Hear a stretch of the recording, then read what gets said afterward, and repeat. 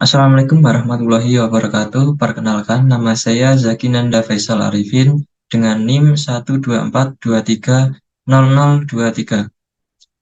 Di sini saya akan mempresentasikan tugas akhir dari mata kuliah manajemen basis data. Tema tugas akhir kali ini adalah membuat database. Database yang saya buat kali ini adalah database cafe. Oke, dalam presentasi saya kali ini, pembahasan yang akan saya bawakan adalah yang pertama latar belakang, yang kedua tujuan, ketiga diagram ERD, keempat diagram RAT, kelima tabel model, keenam implementasi database, ketujuh keamanan database, dan kedelapan adalah kesimpulan. Oke, latar belakang. Pengertian dari kafe adalah tempat yang cocok untuk berkumpul atau berbincang-bincang bersama teman, sahabat, keluarga, sambil menikmati minuman dan makanan yang telah disediakan pada daftar menu. Kafe ini biasanya didesain menarik dan instagramable, sehingga membuat tamu merasa betah berlama-lama di sana. Untuk menambah daya tarik anak muda, tidak jarang sebuah kafe ini menghadirkan hiburan seperti live musik di malam minggu atau hari-hari tertentu. Maka dari itu, latar belakang dari pembuatan laporan ini, saya dapat mengimplementasikan basis data dan keamanannya untuk mengembangkan sistem manajemen untuk memperbaiki efisiensi operasional dan pengalaman pelanggan. Cafe ini memiliki beberapa kebutuhan yang perlu diwujudkan melalui ERD, RAT, maupun SQL. Tujuan saya membuat basis data ini adalah untuk mengetahui bagaimana sebuah sistem manajemen pada kafe. Dengan adanya pembuatan basis data ini, juga dapat mengetahui rangkaian database dan keamanannya dalam sistem manajemen pada kafe. Oke, selanjutnya adalah masuk ke diagram ERD. Diagram ERD yang saya buat ini memiliki beberapa entitas. Yang pertama adalah entitas kafe, kedua manajer, ketiga kasir, keempat bill, kelima waiters, keenam barista, ketujuh menu, kedelapan customer. Di sini saya akan menjelaskan secara singkat bagaimana gambaran ERD yang saya buat ini. Oke, yang pertama adalah entitas kafe. Entitas kafe ini sendiri berrelasi dengan entitas manajer, di mana entitas kafe ini membutuhkan entitas manajer. Hubungan kardinalitasnya adalah one-to-one. Setelah itu adalah entitas manajer berrelasi dengan entitas kasir, di mana entitas manajer ini mengontrol entitas kasir. Hubungan kardinalitasnya adalah one-to-many. Dan yang ketiga, entitas manajer. Entitas manajer ini berrelasi juga dengan entitas barista. Entitas manajer ini mengontrol entitas barista dengan hubungan kardinalitas one-to-many. Yang keempat adalah entitas manajer berrelasi dengan entitas waiters. Entitas manajer ini juga mengontrol entitas waiters dengan hubungan kardinalitas one-to-many. Dan selanjutnya yang kelima adalah entitas kafe. Entitas kafe ini juga berrelasi dengan entitas kasir, di mana entitas kafe ini membutuhkan entitas kasir dengan hubungan kardinalitas yaitu one-to-many. Oke, selanjutnya adalah entitas kasir. Entitas kasir ini berrelasi juga dengan entitas bill dengan kardinalitas one-to-many. Selanjutnya adalah entitas customer. Entitas customer ini berrelasi dengan entitas bill, di mana entitas customer ini membayar entitas bill dengan kardinalitas one-to-many. Selanjutnya yang kedelapan adalah entitas customer berrelasi dengan entitas menu. di mana entitas customer ini memilih entitas menu. Hubungan kardinalitasnya many to many. Selanjutnya, yang kesembilan adalah entitas barista berelasi dengan entitas menu. Dengan entitas barista memproses entitas menu. Hubungan kardinalitasnya adalah many to many.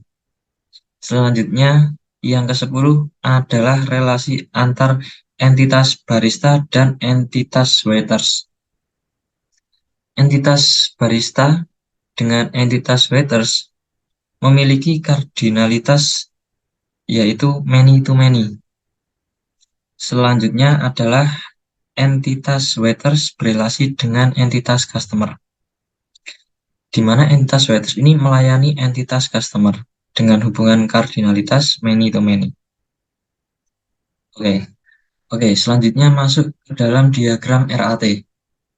Diagram RAT ini sendiri memiliki pengertian yaitu mengombinasikan data dari satu tabel dengan tabel lainnya dengan mencocokkan primary key dengan foreign key.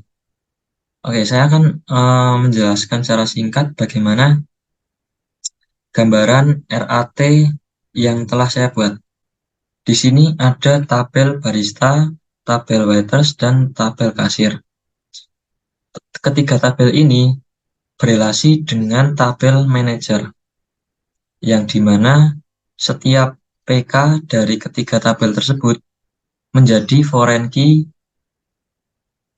pada tabel manager. Yang selanjutnya adalah tabel menu dan tabel customer. Kedua tabel ini berelasi dengan tabel bill. PK atau primary key dari kedua tabel ini masuk ke dalam tabel bill menjadi foreign key.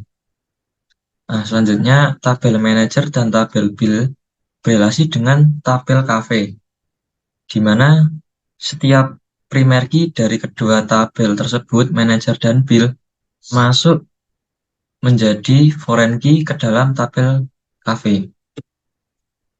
Di sini juga ada gambaran dari implementasi MySQL, RAT MySQL. Oke, selanjutnya adalah tabel model. Tabel model di sini memberikan gambaran bagaimana setiap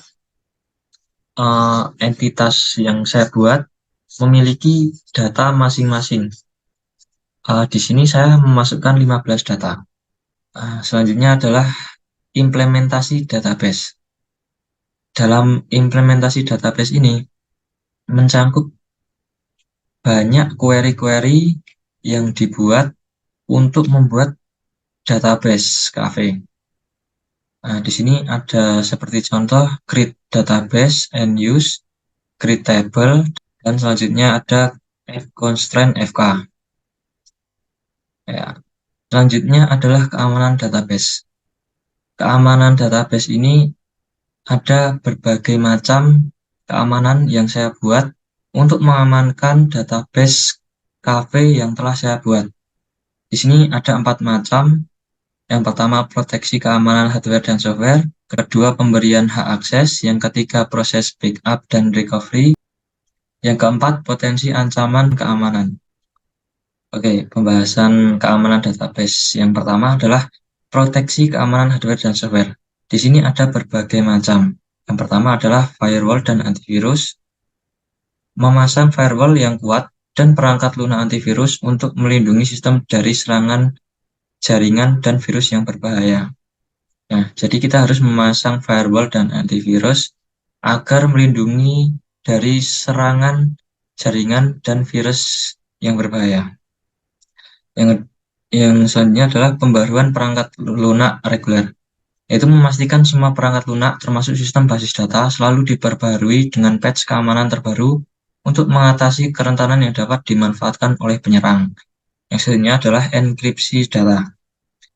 Enkripsi data ini menggunakan enkripsi saat disimpan di dalam basis data dan saat berpindah antar server atau perangkat. Nah, selanjutnya adalah pemberian hak akses. Pemberian hak akses ini ada dua.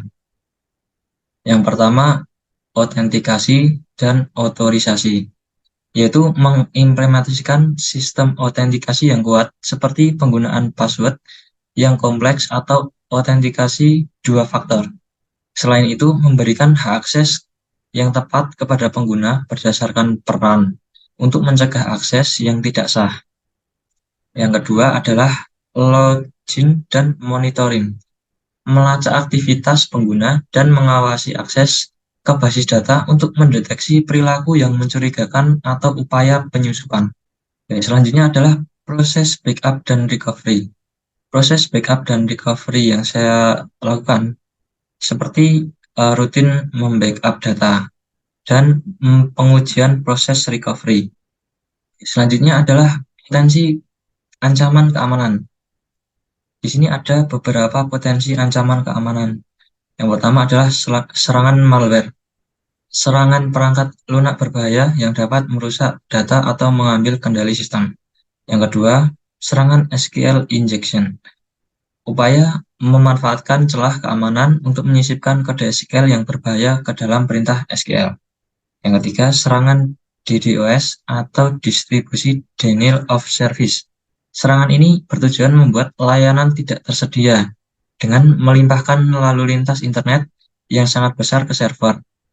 Nah, membuatnya tidak dapat diakses. Oke, yang selanjutnya adalah pencurian data.